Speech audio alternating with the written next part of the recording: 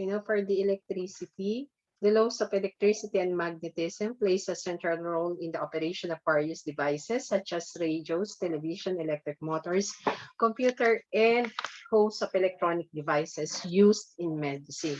Now, for the structure of matter,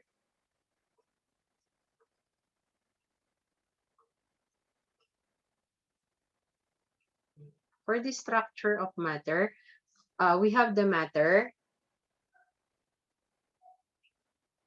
Matter is anything that occupies space and has weight. Then we have element, a substance that cannot be decomposed any further by chemical action. Then we have the compound, a combination of two or more elements. Another one, we have the molecules. For molecules, smallest particle that a compound can be reduced to before it breaks down into its elements. We have the atoms. The atom, smallest part of an element that can be reduced to and still keeping the properties of an element. We have the parts of an atom.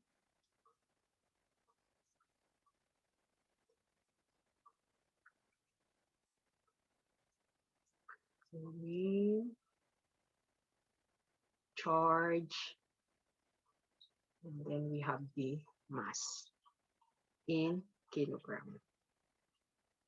Okay, for the proton, we have the positive charge. The mass is 1.672 times 10 to the negative 27. Then for the electron, negative charge. Okay. The mass is 9.107 times 10 to the negative 31. While for the neutron, we have no charge. Okay. The mass is 1.672 times 10 to the negative 27. Now, the atomic structure of an atom.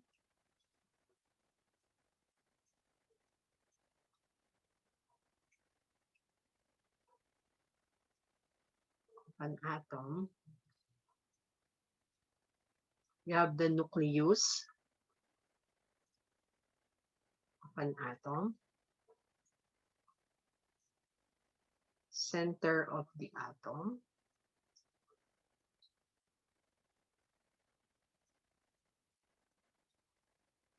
it is where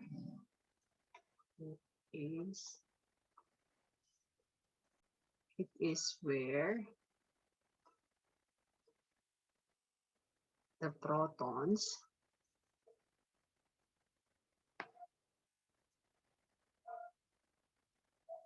and the neutrons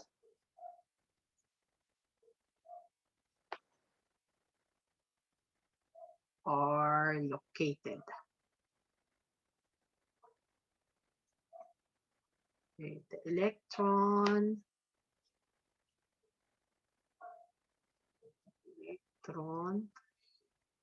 revolve around in orbits or shells around the nucleus.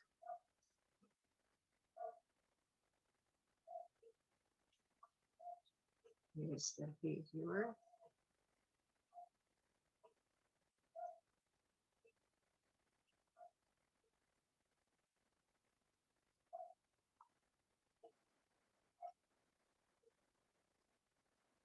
Okay. Then we have the formula N is equal to 2N squared, where N is the total number of electrons.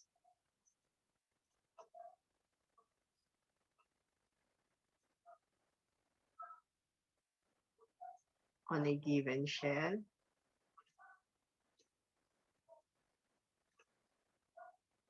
And then N, small letter N is the nth shell of the atom.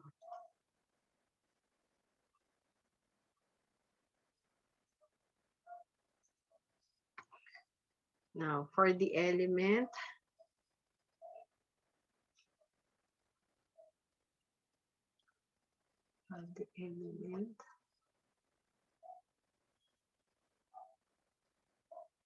the number of electrons,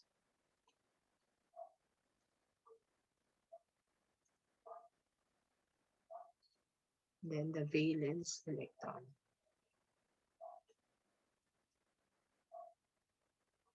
Okay, for the copper, we have 29 number of electrons. The valence electron is 1. For the aluminum, we have 13 and 3 valence electron. Thus, germanium, we have 32 and 4 valence electron. Now, we have the properties of electric charges.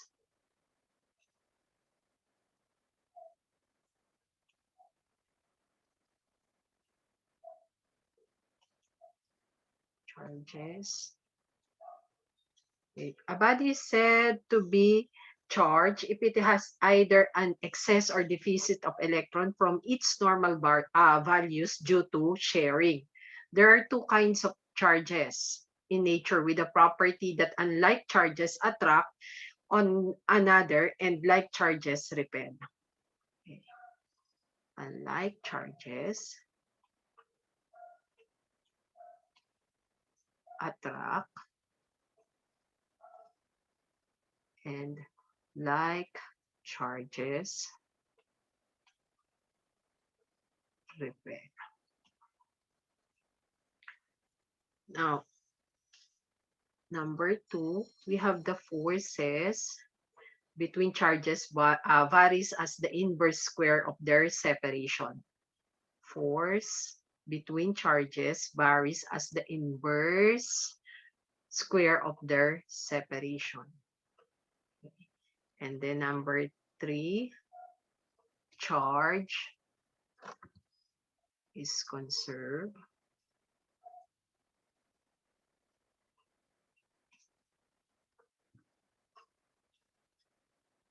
And number 4, charge is quantized.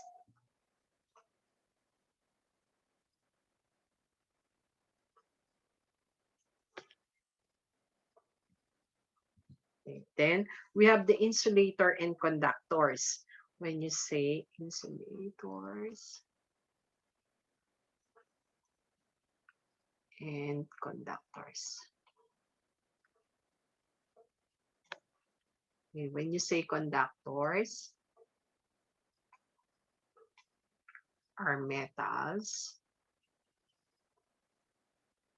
with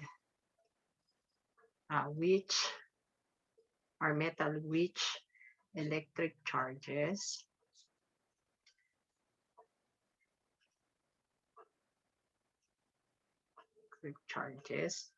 move quietly.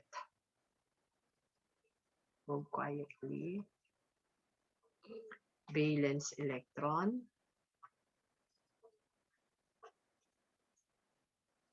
less than 4. Now, example of the copper, we have of the conductors, we have copper, aluminum,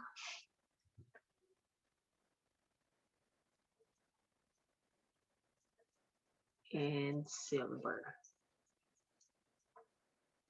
Now, for the insulators, are materials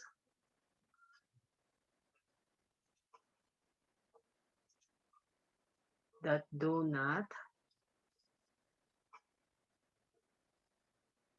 readily transport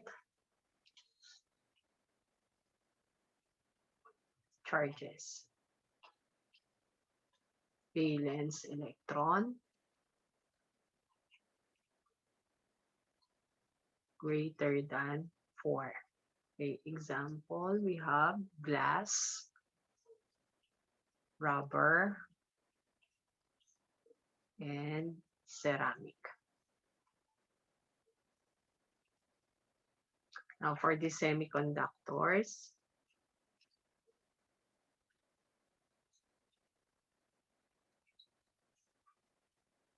our third class of materials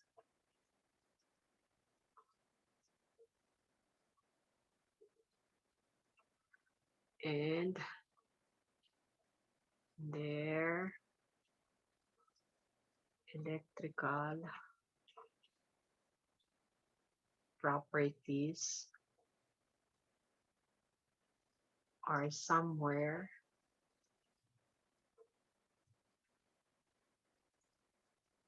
between those of insulators and conductors.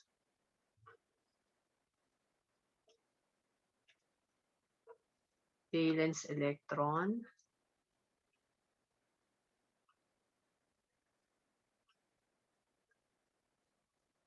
is equal to 4. Okay, example is silicon and germanium.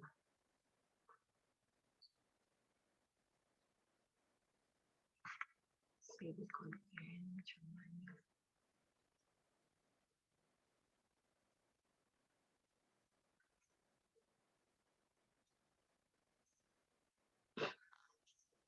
Okay, now, unit of charge, the SI metric system unit of charge is called the coulomb. The French engineer Charles Augustin de Coulomb. Okay, unit of charge for the SI metric system, we have coulomb.